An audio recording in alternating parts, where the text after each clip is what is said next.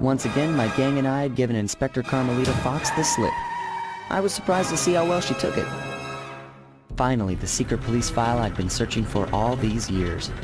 With this, I could avenge my family and regain possession of our most valued treasure. It all began when I was just a kid, bouncing on my father's knee. You see, I come from a long line of master thieves who kept all their secrets of sneaking and stealing in an ancient book, the Thievius Raccoonus. Anyone who read it learned to be especially sneaky, which is why we specialize in stealing from criminals. After all, there's no honor, no challenge, no fun stealing from ordinary people. You rip off a master criminal, and you know you're a master thief. Well, on the night I was supposed to inherit the book, 5 visitors came unannounced to our door. My father fought to protect us, but the gang of villains known as the Fiendish Five overpowered him and ransacked our house until they found the Thievius Raccoonus. Our family's manual of thieving greatness fell into their filthy hands. They tore the book into 5 pieces and split it up, each villain disappearing to the farthest corners of the world to commit dastardly crimes. Broken alone, I was dumped at the town orphanage. There I met 2 guys who became my lifelong buddies and trusted crew.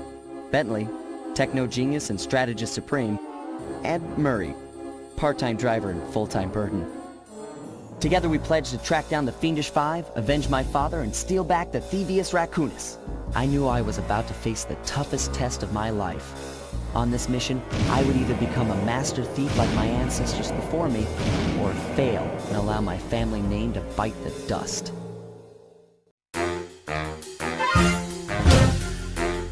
The road trip gave me the time I needed to study up on Sir Raleigh the Frog. As a young man, this hot-tempered frog grew bored of his life of luxury and privilege.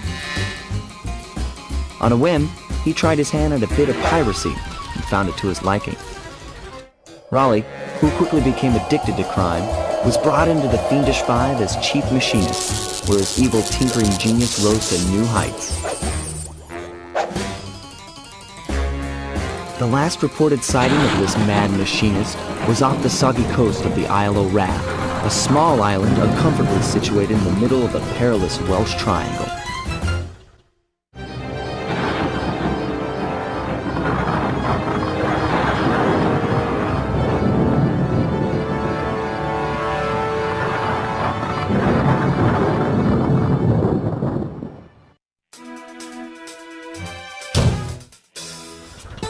It had been a while since I'd been back in the U.S. Next up, the notorious mugshot, ruthless muscle of the Fiendish Five. What he lacked in brains, he definitely made up for in brawn.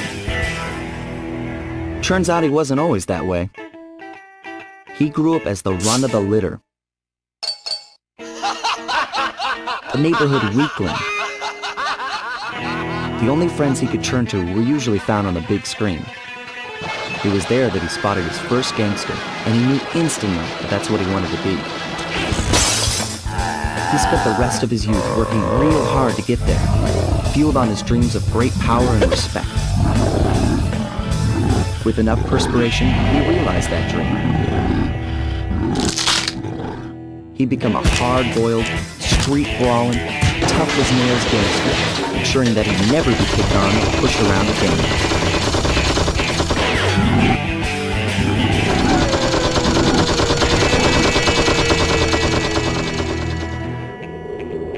So he's holed up in Mesa City, huh? I've always wanted to go to that thriving American boom town.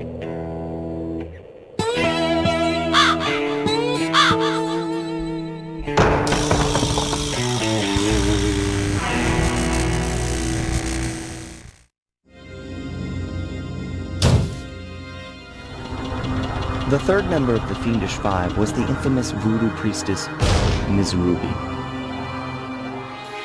Born into a family of mystics, other children found her scary. Teaching herself to summon the undead provided what few friends she had. A career in crime allowed an adult Ms. Ruby to punish the world for fearing her as a child. Chief mystic for the Fiendish Five, her powers allowed them to break both the laws of man and nature at the same time. Yet despite the whirlwind success of her youth, she managed to slip into obscurity. Last known sightings claim she headed out of civilization and deep into the Haitian jungle.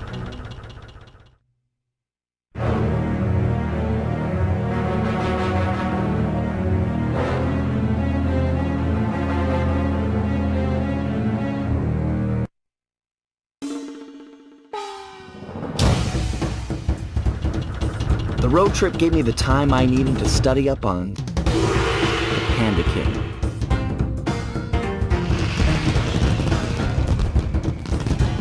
Born penniless, he was fascinated by the fireworks rich noblemen set off every New Year's.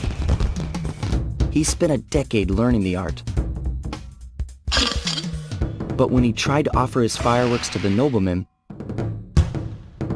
they couldn't see past his shabby clothes and chased him away.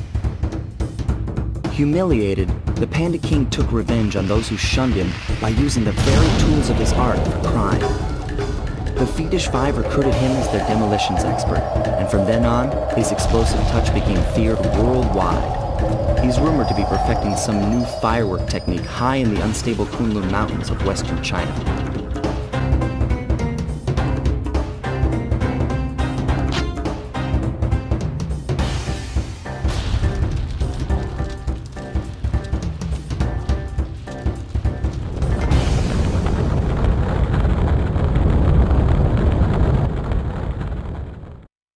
We were on our way to the Krakkarov volcano in Russia. While looking over what little information I had on the final member of the Fiendish Five, I began to notice something. In the 4 parts of the Thievius Raccoonus recovered so far, several of the pictures depict a shadowy owl-like figure, which looks very similar to the police images of the mysterious clockwork. Is this a strange coincidence, or is there something I'm missing?